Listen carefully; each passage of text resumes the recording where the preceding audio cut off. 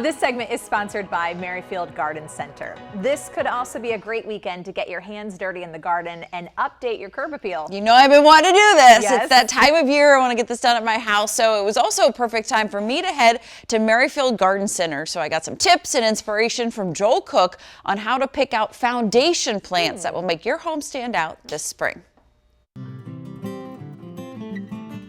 Joel, we are talking foundation planting. What is foundation planting? So the easiest way to think about foundation plantings is that they're the perimeter plantings that line the front or side of your house. Okay. They help to soften the architectural lines from where the house goes to the ground. They help to add curb appeal and value to your house, and they also provide year-round interest, texture, color, just lots of interest.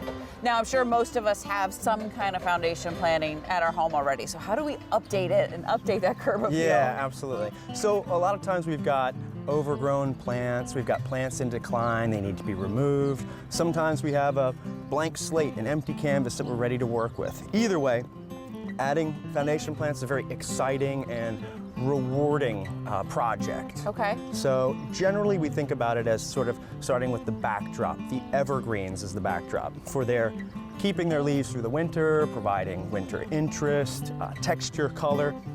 Some examples of these would be boxwoods, hollies, laurels, yews. Again, they're seen as the backdrop of the landscape. Okay. The next layer would be flowering shrubs or shrubs that provide contrasting color, texture, so other interest. Some examples of these would be spirea, abelia, ninebark, different pines and spruces. It's a way to really kind of maximize the texture, the color, a lot of things going on, a lot of interest. Then the third and sort of final layer would be low growing shrubs, ground cover, even annuals, perennials, that sort of thing. Some examples would be junipers, deutzia, weigela, even things like hostas, ferns, liriope, kind of your classic ground cover. Okay.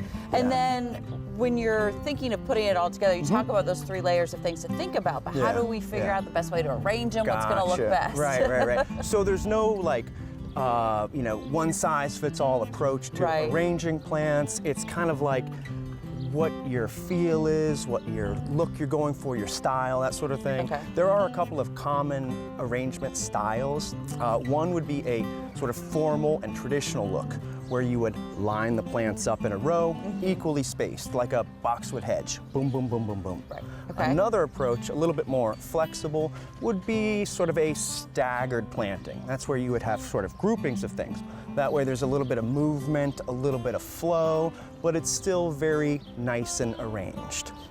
The third, and I think sort of the most fun and whimsical approach, would be one that's sort of a go with the flow approach. And that's where sort of my landscape is modeled after, where I've got one of this, one of that, a grouping of this, a grouping of that, a little bit of ground cover tucked in here, some perennials popping up there. In my opinion, it's just so beautiful because there's colors and textures and blooms and shapes and forms, things happening all year. It's just really exciting. If somebody doesn't want, say, flowers in their garden, but they could have a bunch of different greenery, like that's exactly right. Show different colors, different textures. That's exactly right. Okay. So even just sticking very classic, you could have a landscape with just green plants, different shades of green, different textures. So honestly, the textural garden is extremely beautiful and impressive. Yeah. What if we want to put a tree? How do we incorporate trees into it? Gotcha. Great question. So the trees add like a really nice architectural accent to the landscape, and they can be put in the foundation planting. We suggest using small selections such as tree-form hydrangea, tree-form lilac, or weeping forms. That way you get this really interesting architectural plant that's not getting too high, but you've got nice fullness and width. Or even vertical plants, just really upright, narrow plants. That way you get sort of an exclamation in the landscape, a real point. Now you're the expert, and there's experts here at Merrifield, right? You can help us kind of design it and figure it all out? Absolutely. So we are excited and thrilled. We'd love to have the opportunity to help you and work with you in selecting beautiful plants for your landscape. Our purchasing team and I work really hard to source the highest quality plants, the best selection you're going to find. We're getting truckloads of plants in daily. We're fully stocked at all times. I can tell how much you love doing this. I can tell how much you love doing this. Thank you so much for all this great information, Joel. Absolutely. My pleasure. Thank you so much. Thank you.